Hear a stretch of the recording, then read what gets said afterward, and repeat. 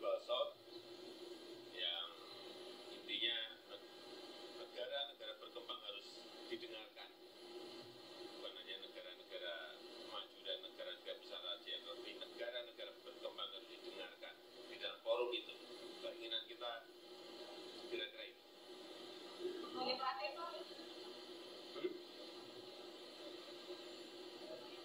Iya, akan dibahas karena memang tempatnya adalah Hiroshima dan itu adalah simbol perdamaian.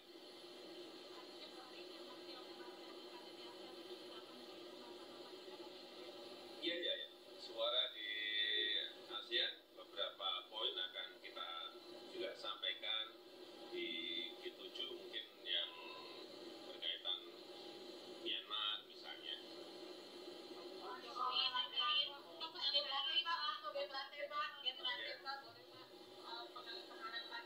Ya, kita harus menghormati proses hukum yang ada. Ya. Yang jelas Kejaksaan Agung pasti profesional dan terbuka terhadap semua yang berkaitan dengan kasus itu. PLT-nya Pak Menko Polhukam. Pak, hari itu Pak Hati jadi Menko bagaimana Pak? PLT-nya Pak Menko Polhukam. Penggantiannya dapat Pak Wiranti. PLT-nya Pak Menko Polhukam. Kalau intervensi politik di dalam kasus penanganan hukum itu bagaimana Pak?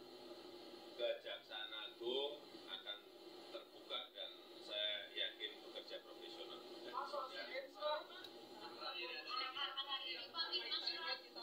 Ya, nanti diberi bonus. Ya, nanti.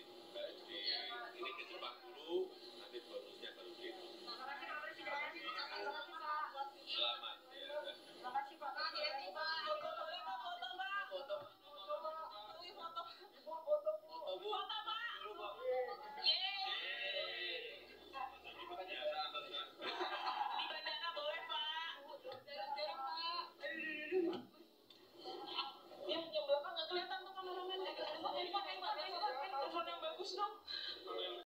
informasinya bahwa untuk pelaksana tugasnya atau pengganti sementaranya adalah Menko Polhukam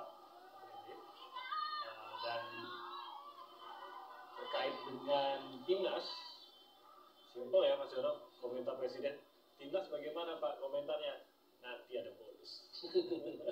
Ini menjadi penting juga tentu ya Mas Yono, bahwa ada semangat pemain pasti banyak, tapi di sisi lain kan kita juga harus mempertimbangkan mengenai kesejahteraan pemain. Kalau bijaknya seperti apa sebenarnya itu Mas Yono yang bisa membawa kita langkah lebih maju dalam hal ini? Aduh, gimana ya? Ya saya sih sebetulnya pro kontra ya soal mengenai tingkat bonus ya.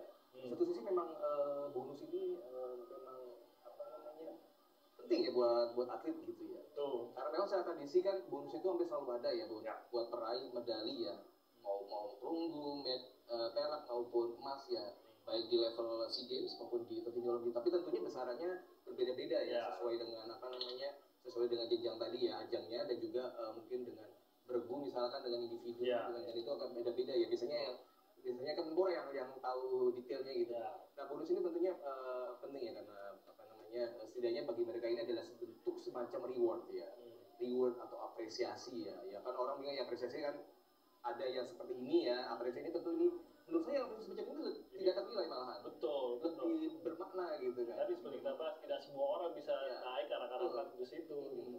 Nah kalau uang itu kan, tapi kan kalau yang begini kan tidak bisa beli beras kan. Foto kenang gini bisa beli beras gitu kan, jadi persoalannya kan. Sementara kalau kita lihat yang atlet dulu ya, bahkan ada medali itu mereka tidak dapat bonus ya. Zaman Orde Baru gitu tuh tidak dapat bonus sih, setahu saya ya. Adanya bonus ala kadarnya. Kalau sekarang tuh kan di era sekarang terutama pemerintahan Jokowi itu kan luar biasa ya, besarnya itu cukup lumayan ya. Kalau nggak salah terakhir itu di Olimpiade kita peraih emas 2 miliar. Saya agak lupa ingat ketika itu ya. Kalau SEA Games ini kalau itu peraih emasnya sekitar 5 juta atau sekitar segitu, dan itu tentu besarannya tidak sedikit ya, itu sangat bermanfaat itu. Tapi jangan lupa kita tidak bisa terus menerus memberi apa istilahnya itu hanya semacam umpan saja ya. misalnya ini hanya kita juga perlu memberikan kail gitu kan, memberikan kail pada mata pencarian atlet, karena atlet ini kan dia tentang usia karirnya usia emasnya itu sangat pendek ya. Sepak bola mungkin sangat jarang ya sampai bisa umur 37 kayak Jesus Navas semalam di Sevilla itu ya, 37 tapi masih bisa 90 menit lebih main, Navas udah, tapi jarang yang seperti itu. Dan secara global pun begitu.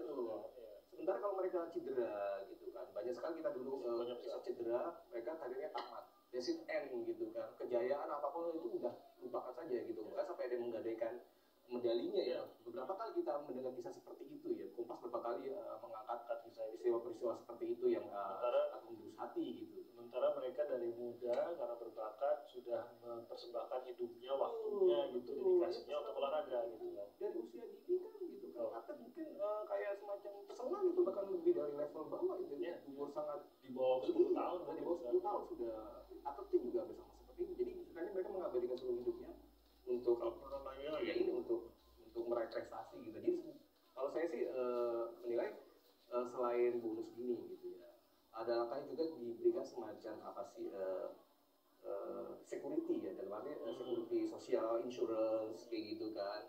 Ya memang sudah BPJS katanya sudah digandeng ya untuk menjamin ini ya, jika saja terjadi apa sih kecelakaan atau apa mereka ditanggung. Tapi ada juga perlu dipikirkan semacam dana pensiun gitu ya. Dulu pernah di zaman Menarori pernah digagas ya dulu untuk dana pensiun, tapi hanya untuk para Olimpian ketika itu ya.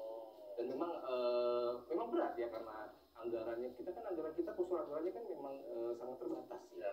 Tidak besar gitu. Dan olahraga sendiri juga tidak sepenting misalkan pendidikan atau tidak ini sewujud misalkan ekonomi, jadi memang tidak bisa terlalu besar gitu porsinya ya kan. Seperti itu. Tapi mungkin perlu ada skema lain gitu, misalkan dalam dana pensiun mungkin semacam kayak kayak dana abadi gitu pernah digagas, atau semacam CSR gitu.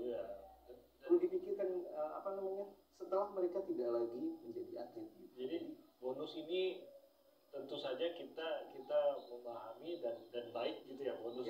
Tapi seharusnya bonus itu hanya menjadi satu bagian dari bagaimana pemerintah bisa menjamin kesejahteraan gitu. Bukan satu-satunya gitu ya. Tapi ada skema yang lebih besar yang mungkin tidak terlalu terasa indah seperti bonus, tapi bisa menjamin penghidupan mereka gitu ya. Sebetulnya yang mereka butuhkan itu kan kayak kita karyawan gitu, atau mungkin BUMN, kita kan semua punya yang namanya pension ya. Pensiun ada menjamin nanti lah. Jamin misalkan terjadi apa-apa. Nah, atlet ini kan tidak semuanya dijamin, dan itu Kompas pernah menurunkan soal kesejahteraan atlet juga, dan ini yang mereka tuntut sebetulnya soal apa istilahnya jaminan security ini yang belum bisa dipenuhi gitu. Jadi sekarang belum bisa dipenuhi gitu. Jadi mungkin perlu dipikirkan juga, jangan sampai terjadi itu habis manis pada dibuang gitu. Sekarang diingat-ingat dilulukan, tapi mungkin 20 tahun lagi kita ketemu orang yang sama, dia ya jangan sampai amit-amit ya mereka melarang, kesulitan apa misalkan karena cedera gitu. Masalahnya itu bukan sesuatu yang kita tidak pernah dengar, itu kan sebenarnya kita tidak berharap itu, tapi kenyataannya memang kita sering sekali, bahkan mungkin bukan atlet yang tidak terkenal begitu. Sejumlah atlet petinju, peraih medali atletik, cabang atletik dan lain-lain yang namanya sudah besar, kita lihat sekian puluh tahun kemudian, yaitu kita mendengar kondisinya memprihatinkan dan lain-lain. Jadi hanya tenaga honorer, ada tukang cuci sapu, ada yang pernah jadi buruh kasar buat nyuci, satpam dan lain-lain gitu yang itu yang dulu biasanya yang tahun sebelum reformasi ya. Kalau sekarang sih sudah agak kurus sebetulnya, tapi juga kita juga tidak bisa memanjakan atlet ya. Tidak bisa terus nyuapin itu, walaupun kita dikasih apa istilahnya, kita kasih mereka ke kailnya ya untuk berusaha, tapi mereka juga perlu diedukasi gitu, dalam artian biar melek finansial gitu. Jadi jangan ketika mereka sekarang nih tenang ya, besok diundang sama presiden ke istana gitu, nanti akan ada simbolik pemberian bonus gitu kan, terima masuk ke rekening mereka sekian ratus juta, dan itu kalau nggak bisa dikelola, duit segitu itu habis dalam sekejap gitu, ya kan. Apalagi kalau mereka gaya hidupnya itu hedon misalkan ya, atau bermewah-mewah gitu, ini jadi challenging buat. Ini sering terjadi juga pada atlet pada puncaknya, memang penghasilannya mungkin sangat baik begitu gitu kan. Nah, ini yang menariknya, atlet bulu tangkis rata-rata tidak seperti itu. Mereka sudah mulai literasi, padahal mereka dari kecil bapaknya itu hidupnya di bulu tangkis gitu. Bahkan mereka tidak terlalu muluk-muluk kejar pendidikan, tapi mereka sudah terbiasa untuk bisa mengelola apa yang saya punya. Makanya ketika itu mereka maka banyak sekali kita yang Iya, mungkin sekian ketika terakhir apa lagi bikin gitu ya. berusaha jadi Berusaha juga kan. jadi arahan itu, nah itu mungkin dia bisa juga ya dari selain tadi dana pensiun, selain bonus, mungkin ya memang pembekalan itu juga menjadi sesuatu yang penting dan bukan hanya pembekalan pada saat menjadi atlet ya, tapi dipersiapkan segitunya karena kita tahu kan banyak yang di pelatnas dan lain-lain. Ini sebenarnya momentum untuk membekali mereka juga, membekali tentang literasi dan lain-lain itu. Istilahnya kalau di kita tuh istilah di karya itu masa persiapan pensiun ya. Ya, betul dan kayak gitu kan. Dan kalau dibilang wah itu retirement ya. terlalu jauh nanti, padahal sebenarnya kalau atlet kita kita mengetahui bahwa atlet-atlet kita terutama setelah masa pensiun mereka terjadi, mungkin akan lebih banyak yang mau jadikan anaknya atau menjadi seorang atlet gitu juga ya, karena jadi orang tuaku tidak akan ragu ya. Jangan sampai nanti kamu kalau udah ini mau makan apa gitu. iya kan, kalau sampai saja gimana gitu nanti. Kalau itu mungkin kita akan lebih melihat karena ini saya yakin banyak bakat yang lolos pasti. Betul. Apalagi kalau saya tadi kembali ke sepak bola ya, sepak bola itu kan kayak piramida ya. Jadi di Kompas tuh kita tuh punya sekolah sepak bola, kita mengelola Liga Kompas Gramedia gitu ya. Setiap tahun itu ada 16 SSB gitu kan ya, jadi sekitar 16 SSB kali 3, jadi kira-kira ada 500 peserta gitu ya.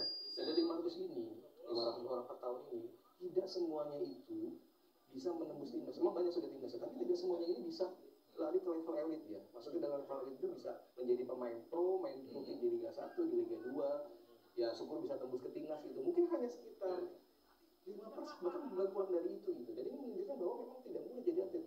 Dari yang 5% ini belum ada jaminan kesejahteraan mereka gitu loh. Padahal mereka mati-mati mengorbankan semua waktu ya kan. Mungkin ada juga biaya kan, mereka pasti tentu kan orang tuanya semua modal kan. Seperti itu gitu kan. Ini memang harus juga dipikirkan gitu. Jangan hanya kita glorifikasi seperti ini gitu, euforia gitu, tapi juga perlu dipikirkan bagaimana masa depan mereka gitu. Dan ini sudah dilakukan oleh China gitu. Jadi bonusnya tidak besar, tapi mereka kalau kamu meraih Olimpik, dia ada kayak semacam dana pensiun rutin gitu yang diterima per bulan. Ada level-level dinamikanya. Jadi mereka atau Cina itu sangat ya, selain nasional tinggi juga mereka berlomba-lomba untuk memberikan prestasi terbaik karena itu. Kalau saya raih medali emas di Olimpiade, hidup saya dijamin aman seperti menjadi seorang PNS seperti itu. Ya, kalau dipikir matang-matang, hidup masa tua dijamin itu hadiahnya besar sekali gitu sebenarnya bisa dibilang ya. Ketenangan di masa tua buat atlet itu wah itu luar biasa sih sebenarnya. Sekarang mewah ya ketenangan atau mewah ya. Justru ya memang mereka udah besar sekali ya. Pemain bola itu kan gajinya besar ya. Tapi ya diterdorong industri juga, makanya tampaknya memang olahraga ini khususnya untuk sepak bola ini memang kita tidak bisa hanya bergantung pada bakat 1, 2, 10, 11 orang gitu. Tidak bisa hanya bergantung pada kepiawaian 1, 2, 3, 4 orang pelatih gitu. Memang ada sebuah sistem besar yang memang harus matang bersama gitu, baik itu di level pemain, di level official, di level liga, di level organisasi juga dan lain-lain, di level industri dan segala macam, sehingga baru bisa benar-benar maju. Karena kalau maju tapi memang harus sama-sama. Ada pemain berbakat pun yang katakanlah bakatnya 11-12 Messi, Ronaldo, mungkin tidak akan maksimal kalau bermain di liga di sebuah liga yang tidak maksimal juga, diurus oleh official dan mendapat coach yang tidak maksimal juga, atau industrinya juga tidak maksimal sehingga dana untuk mendanai itu juga tidak maksimal kan begitu kan. Saya mungkin boleh dikoreksi, tapi kalau saya nangkap logikanya memang kita harus maju sama-sama. Nah ini bisa dibilang adalah kemajuan pemain, official, coach, dan organisasi yang berhasil membawa mereka sampai ke sana.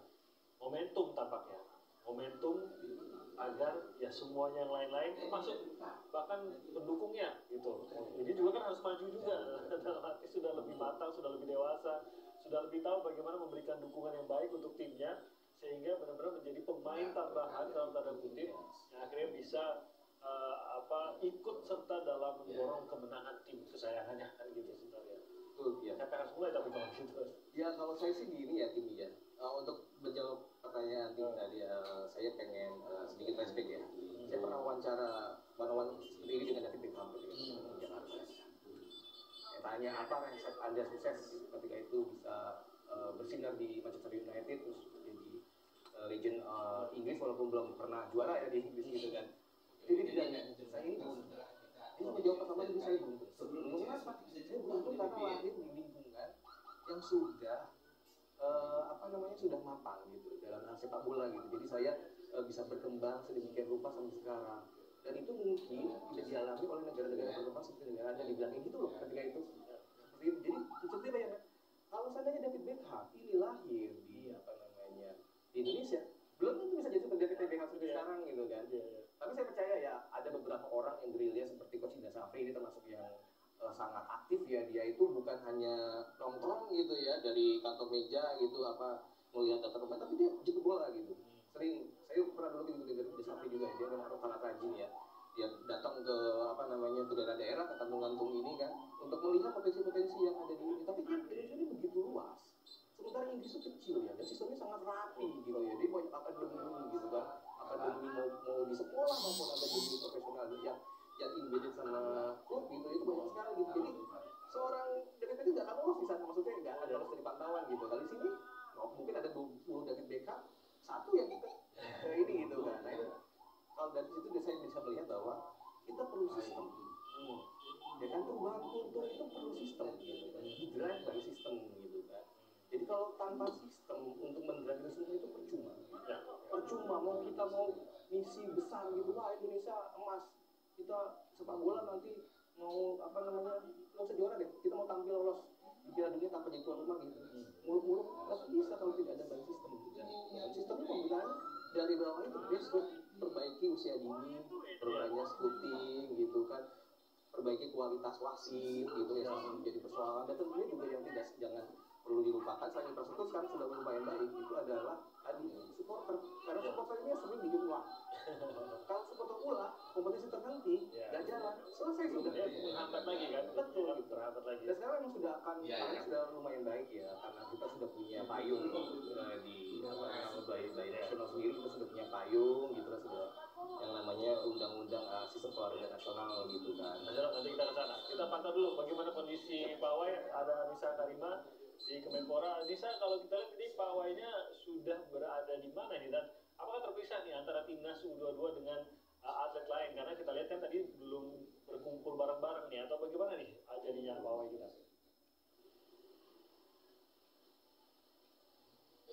Timothy dan juga saudara, baru saja tadi konvoy atau iring-iringan yang dilakukan dari Kemenpora sudah berangkat sekitar pukul 8.45. Nah, untuk iring-iringan dari tim sepak bola atau tim Garuda Muda itu memakai bis Transjakarta, dan juga untuk atlet dari cabang olahraga lainnya menggunakan bus terbuka. Jadi untuk jalan tidak terpisah, masih dalam satu waktu yang sama, tetapi hanya beda jenis kendaraannya saja. Nah, untuk saat ini karena konvoy di daerah Kemenpora sudah selesai, saya masih bersama supporter dari timnas SEA Games 2023. Yang agak bedanya adalah ini ada supporternya perempuan semua ya, ada 4 supporter di sini, dan saya akan mencoba bertanya-tanya nih ke salah satu yang ada di sini, yaitu kakaknya. Halo Kak, boleh kenalin namanya siapa? Boleh, dari Zahra. Ya, halo Kak Zahra. Kak Zahra di sini dukung timnas cabang olahraga apa nih Kak, kalau boleh tahu? Indonesia, arahan. Oh iya. Arahan. Jadi sepak bola ya kalau gitu? Iya, sepak bola. Oke. Nah, terus di sini nih udah siap-siap dari jam berapa sih mau ikut konvoy? Dari jam 5 berangkat dari rumah. Rumahnya dari mana Kak? Kajurhalang, Depok. Wah, dari Depok jauh-jauh ke sini. Udah dari sini kan di Kemenporanya udah beres nih konvoynya. Nanti mau ikut lanjut lagi sampai lanjut lagi sampai selesai acaranya. Ikut konvoynya bareng-bareng jalan bawa motor kah atau gimana? Dari ini sih, dari PNM Mekar, dari konvoy. Iya. Gimana nih Kak perasaannya ketika tahu tim kesayangan Kakak menang di SEA Games? Apalagi ini kan udah 32 tahun ya kita nunggu ya, gimana? Bangga banget sih, seneng banget ya kan. Seneng banget.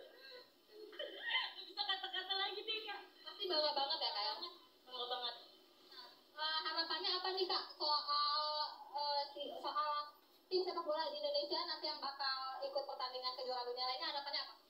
Semoga makin jaya, makin semangat lagi buat pemain-pemainnya. Udah sih itu. Ini terakhir nih, ini masih semangat kan ikut konvoy sampai nanti selesai? Masih dong, semangat banget. Oke. Terima kasih Kak Azara sudah menyempatkan waktunya bersama Kompas TV.